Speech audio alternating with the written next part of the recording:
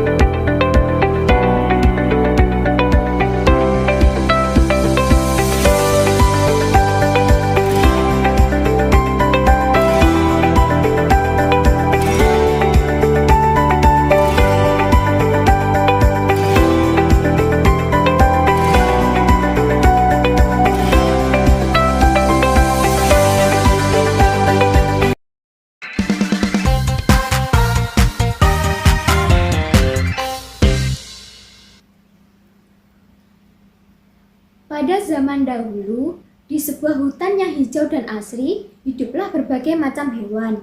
Mereka hidup rukun dan saling membantu. Di antara mereka, ada seekor kancil yang terkenal lincah, cerdik, dan pandai mencari makanan. Namun, kancil memiliki satu sifat yang kurang baik, yaitu ia sering merasa dirinya lebih hebat dari hewan lain. Suatu pagi yang cerah, kancil berjalan-jalan menyusuri hutan sambil membawa beberapa buah yang baru dipetiknya. "Wah, hari ini aku sangat beruntung," kata kancil dengan bangga. "Aku bisa mendapatkan makanan dengan mudah. Tidak ada yang bisa menandingiku."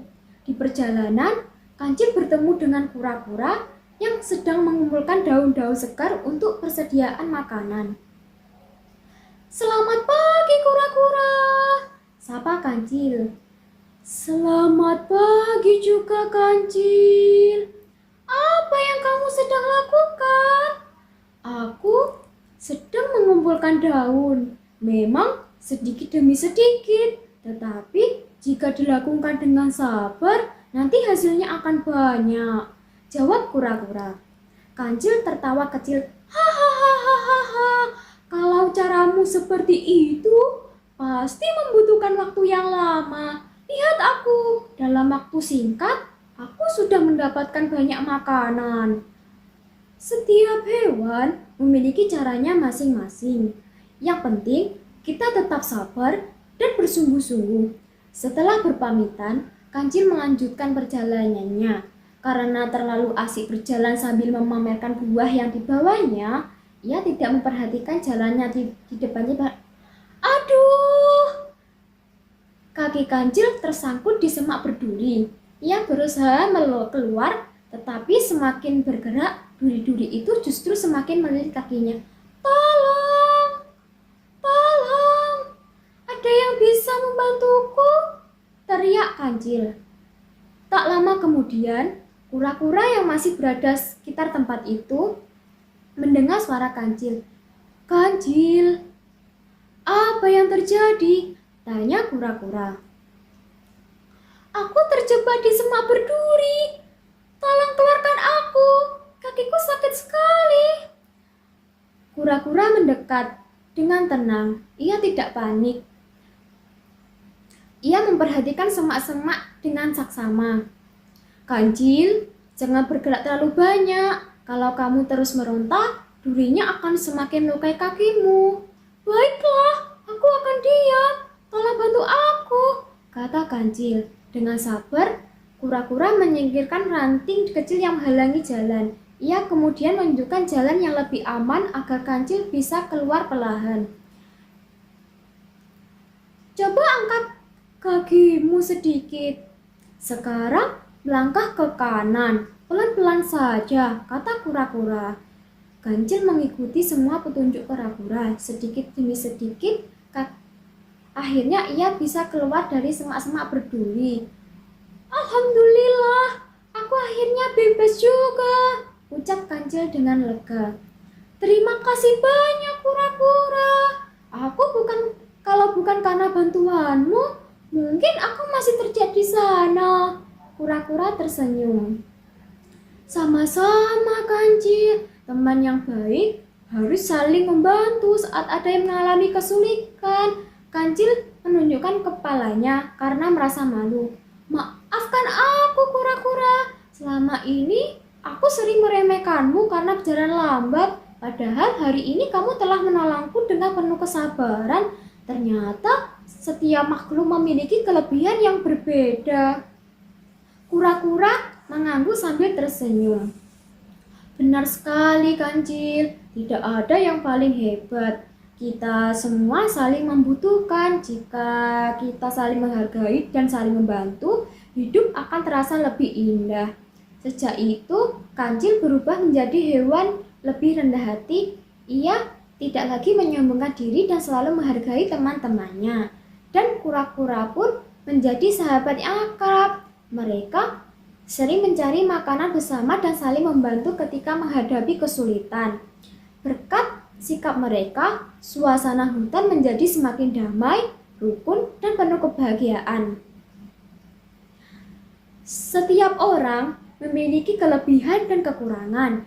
Jangan pernah meremehkan orang lain, karena suatu saat kita mungkin membutuhkan bantuan mereka. Bersikaplah rendah hati dan saling menghargai dan senang menolong sesama. Sekian, terima kasih dongeng dari saya. Bye-bye.